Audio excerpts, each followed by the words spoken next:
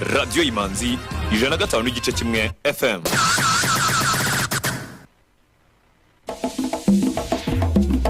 We got you updated. This is Radio Imanzi News in English.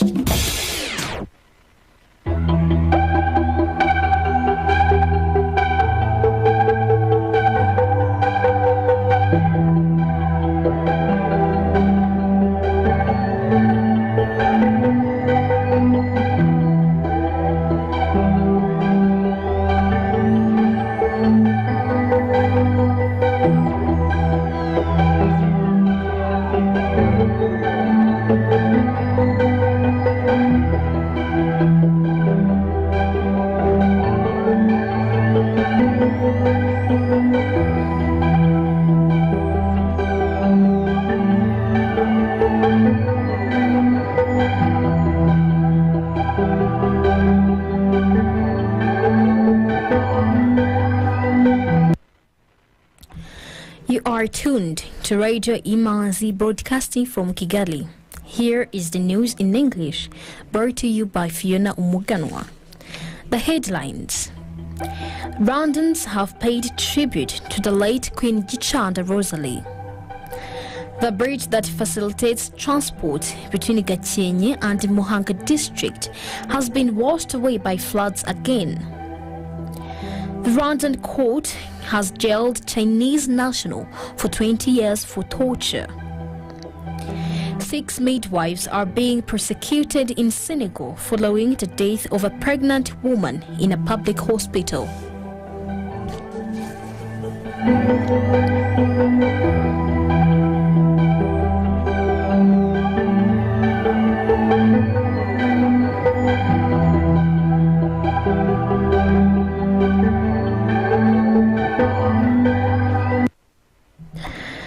Now the news in detail. Today, like every April 20th, the last Queen of Rwanda, Gichanda Rosalie's relatives and friends, officials and residents of the southern province lay wreaths and bow to pay tribute to pay her tribute at the mausoleum of Ngima in Nyanza district where she lies. Humanity and nobility and brilliance are some of the common words used to describe the late Queen Rosalie Gichanda, who was murdered during the 1994 genocide against the Tutsi on April 20th. Following the rise of anti-Tutsi extremism in the early 90s, Gichanda's life was threatened, and it became even worse when each member of the genocidal government's cabinet would be evaluated on the number of Tutsis killed in one's particular area of birth during the 1994 genocide. In a demonstration that he was leading by example, Theodore Sindikubwabo, then interim president, immediately traveled to his birthplace of Butare to launch the genocide against Tutsi on April 19th. He made an infamous speech that openly called upon Hutu people to exterminate Tutsi and that they shouldn't act like it wasn't their business. Sindikubwabo also condemned those who were not killing the Tutsi and instructed them to get out of their comfort zones and work. The following day at around 11 a.m., detachment of soldiers commanded by 2nd Lieutenant Pierre Bizimana invaded the home of Queen Gichanda, where they abducted her and 6 others, but leaving behind her bedridden mother. They took them behind the ethnographic museum where they were shot, and the killers returned to her house to finish off her mother 2 days later. Economic experts and investors alike here in Rwanda have been commending the government for providing incentives and include tax exceptions to boost investment. Now this comes following an announcement from the Rwanda Development Board stating that last year investments in the country were worth $3.7 billion. Greenleaf, an auto-fast Rwanda, is promoting the use of electric vehicles in the country, importing them and building charging stations at strategic locations. The company's executives say incentives provided by the government have greatly facilitated their doing business here in Rwanda. And we are using our flagship vehicle, which is the Outlander PHEV Mitsubishi vehicle. Now, this vehicle we introduced at the beginning of 2021 and have been selling it to different private organizations and leasing it to other organizations.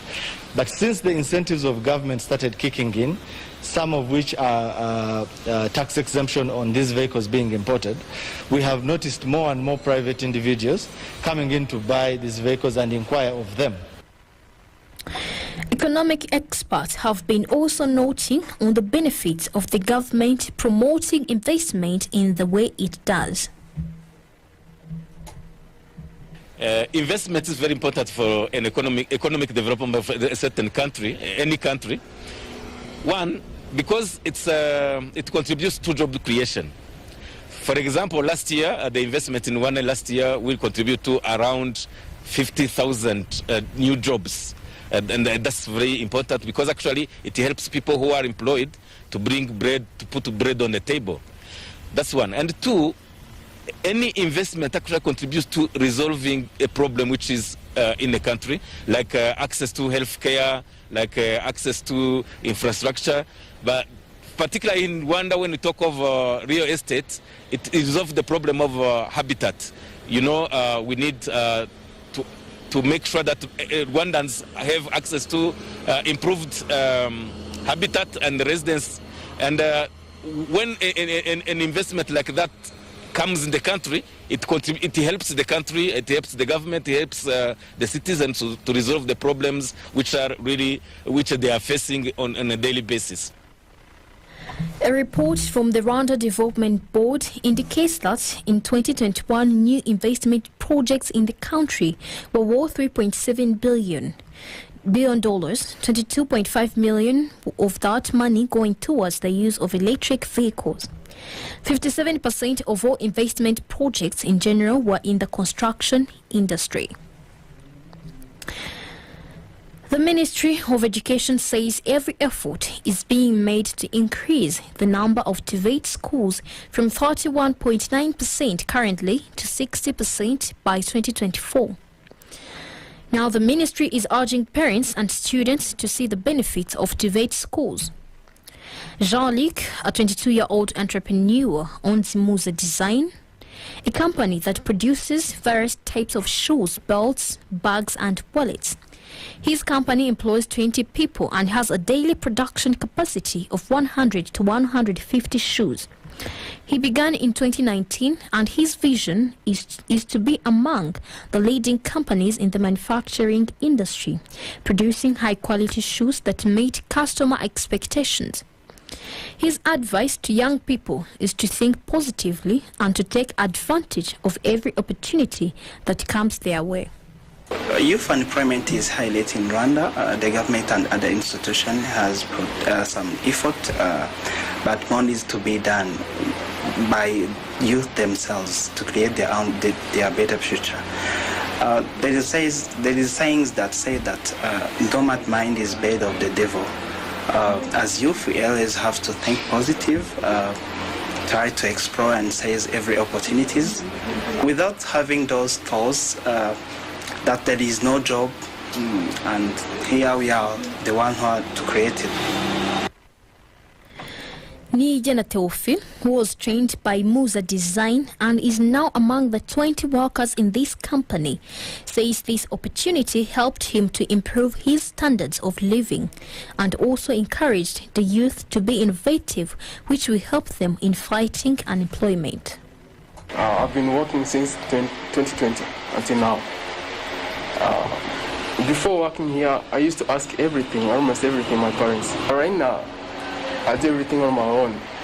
At the end of this contract, because it is going to end maybe next month, I've planned to start my own thing, my own company, because I've already finished my high school, but I didn't go in university because I lost bursary, but I'm planning to pay for myself because of this job. The ideas from vocational and technical institutions continue to widespread among youth. Bizimungu Jonathan, who is currently studying at IPRC Kigali and owns a company known as John Tech Company Limited that designs digital billboards, noted that this has helped him earn a living, but also ease the access to billboards by running an affordable price. Mostly people used to think that TVET school is like we go to study in TVET because we have no other choice, but that is not true.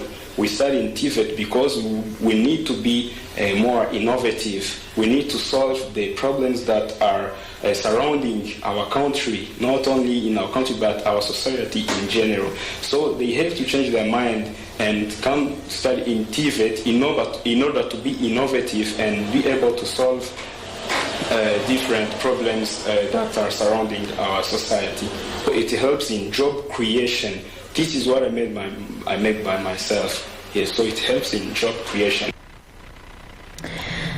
A survey conducted by the government shows that 66% of graduates are able to get jobs in the first 6 months after graduating. The Minister of State in charge of ICT and TVET, Claudette Irere, stressed out that the government is doing everything possible to increase the number of TVET schools while educating people to change the perception of such schools. People confuse these two categories, and so everyone, whenever you say please choose TVET because you have better employment opportunities and many employment opportunities, and people always think it's a vocational one because they think, oh no, it's for those that did not study, that could not continue their education, and that's not true. And for that we are continuing to do campaigns to change, but also explain and educate.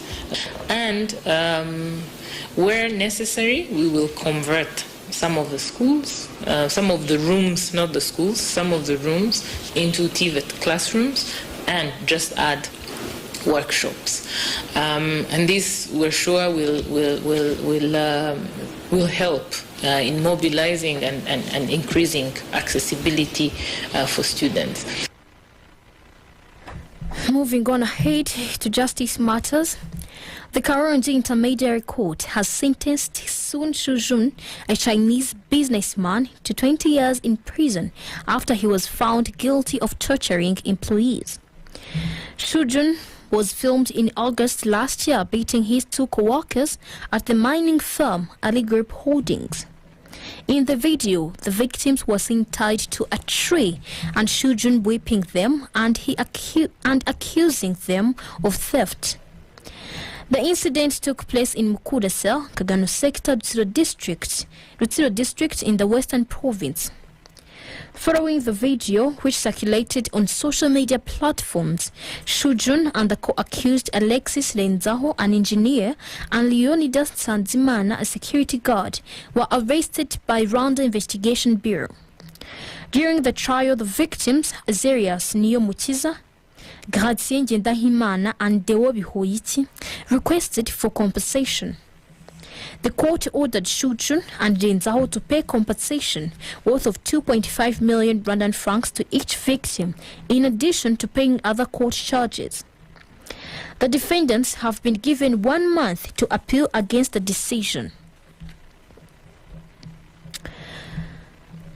The bridge that facilitates transport between Gakenke and Muhanga district has been washed away by floods again. This happened this morning, just 10 days after the bridge was reconstructed, at a cost of 185 million Rwandan francs. The Gahira Bridge, which connects Rongi sector in Muhanga to Rudi in Gakenke, had been eroded by flooding on River Nyabarongo in previous years. After being rehabilitated last year in December, it collapsed again in January this year. This is the third time the bridge has been destroyed and has cost the government millions of money in rehabilitation. Eric Bizimana, the vice mayor in charge of economic development in Muhanga district, announced that a big part of the bridge on Gakenke site was severely damaged and washed away towards Muhanga site. Last week, after inaugurating the bridge, Bizimana said the bridge that had been completed was a temporary solution, while a sustainable one is under study by Rwanda Transport Development Agency in partnership with the two districts. The plan is to have a better bridge that is resilient to disasters and will also allow heavy vehicles and trucks to cross. We shall continue with some items of international news after the advertisement. Are you looking for the best language interpreting services for your next meeting, training workshop, or forum, in person or remotely? Look no further. Gemini Multimedia Limited offers high-quality and professional interpreting and document translation services in various fields of expertise. Based on the International Association of Conference Interpreters, AIC, and with a team of professionals with more than 10 years of experience in the field, you can rely on us for a smooth running of your next event. Locate Gemini Multimedia Limited on KG14 Avenue 258 between Kagugu Health Center and Fawe Girls School. You can also call us on 0790-719-909 or visit www.geminimultimedia.org. Gemini Multimedia Limited. Speak clearly. Listen reliably.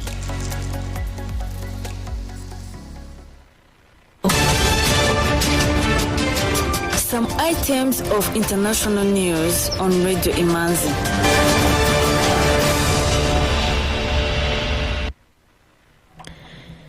A Rwandair passenger plane with about 60 people on board skidded off the runway while landing at the Entebbe International Airport in Uganda early this morning. According to officials, the passengers and crew disembarked safely. The Rwandair flight from Nairobi overshot the runway as it was landing at 5:31 a.m. In a statement, Rwanda's national carrier Rwandair said Rwandair flight WB464, upon landing at Entebbe International Airport early this morning, was involved in a runway excursion as a result of bad weather. All passengers and flight crew deplaned safely with no reported injuries. Uganda's Civil Aviation Authority said the second alternate runway, 1230, was operational for small and light aircraft. The Aviation Authority said in a statement that all efforts are underway to remove the aircraft from the runway strip so that the main runway can return to full use. While investigations are ongoing to establish the cause of the incident, sources at the airport blamed poor markings on the new runway and poor visibility instigated by the morning downpour. About 2,000 police officers in Kenya are mentally unfit to serve in the police service. The Inspector General of Police, Hilary Mutyambai, made this revelation during a meeting with bishops and senior clergy of the Anglican Church in Nairobi. According to him, the findings were established after medical examinations were conducted on police officers. Mutyambai's remarks come on the back of increased suicide and depression cases among law enforcers.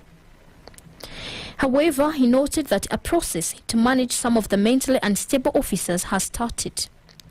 A task force was established in January to fight the rising mental health cases among police officers, which are indirectly affecting their performance. The task force opened up channels of communication among the officers as part of ways of detecting any form of stress among them. 6 midwives are being prosecuted in Senegal following the death of a pregnant woman in a public hospital.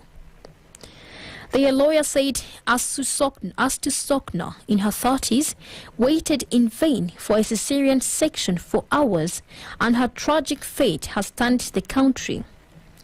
The state responded to the incident by dismissing the director of the hospital, which was announced at the end of a council of ministers. Senegalese Health Minister Abdoulaye Diouf Sarr acknowledged that the death of Astu Sokna could have been avoided with more vigilance. The circumstances of Sokna's death have sparked a flood of protests on social networks against the deficiencies of the public health system in Senegal. The staff of the hospital reportedly refused her request, arguing that her operation was not scheduled and threatened to evict her if she insisted. All 6 accused women will be tried on April 27th before the High Court of Luga. Zimbabwe has forcibly returned 70 refugees to DRC in violation of international law. According to a recent report released by U.S. Human Rights, the refugees who were hosted at the Tungagara refugee camp were accused of looting a food supply warehouse and were initially arrested in August 2021. DRC authorities rejected approximately 15 of these refugees, whom the government then placed in detention facilities in Harare. As of November last year, the Tungagara refugee camp hosted 15,797 refugees and asylum seekers, despite the facility being designed to host 3,000 refugees. The majority of the refugees are from the DRC, representing 76% of the bulk, followed by Mozambique at 11%, Burundi at 6%, and Rwanda at 5%. Up to date, refugees and asylum seekers from across Africa use Zimbabwe as a transit to neighboring South Africa. Human traffickers also take advantage of the country's porous borders to move desperate immigrants. The International Monetary Fund cuts global growth forecast to 3.6%. The International Monetary Fund has downgraded the outlook for the world economy this year and next year. The conflict in Ukraine is blamed for disrupting global commerce, pushing up oil prices, threatening food supplies, and increasing uncertainty brought about by the coronavirus. The IMF cut its forecast for global growth to 3.6% this year, from 6.1% last year, and from the 4.4% growth it had expected for 2022 back in January.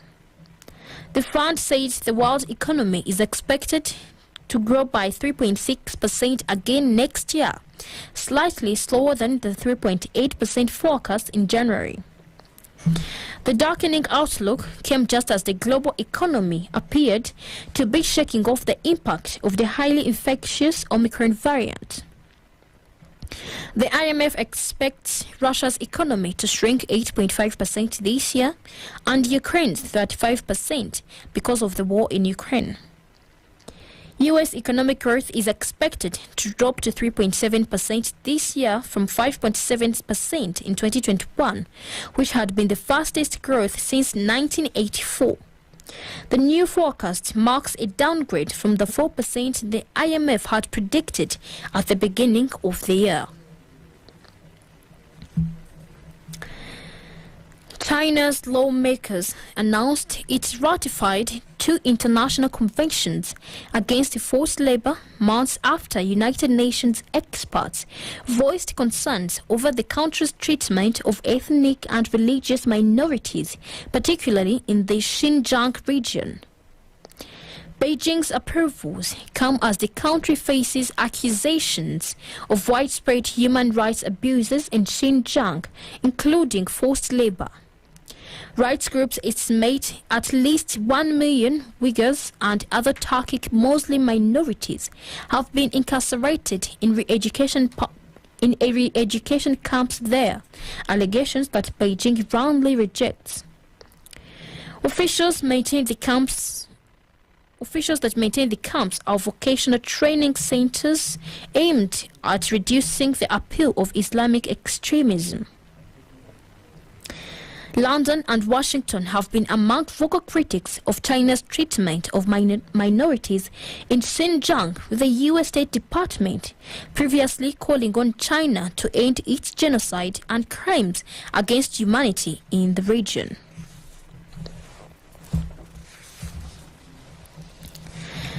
The U.S. Secretary of State Antony Blinken urged Israeli and Palestinian leaders to end the cycle of violence after a sharp escalation in tensions between the two sides in recent days. In separate calls with Palestinian President Mahmoud Abbas and Israeli Foreign Minister Yair Lapid, Blinken stressed the importance of Israelis and Palestinians working to end the cycle of violence in Israel, the West Bank and Gaza. He also urged both sides to exercise restraint and refrain from actions that escalate tensions, including at the Al-Aqsa Mosque compound, Islam's third holiest site, but known to Jews as the Temple Mount, Judaism's holiest place in Jerusalem's Israeli annexed Old City. Economic news is a regular feature on Radio Imanzi.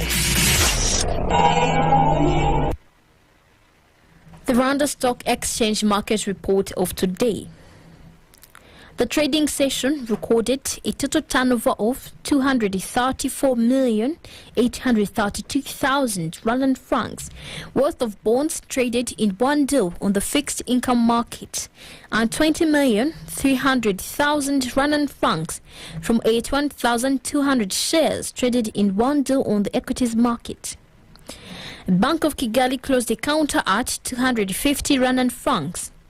The trading session recorded a total turnover of 20,300,000 Rwandan francs from 81,200 shares traded in one deal.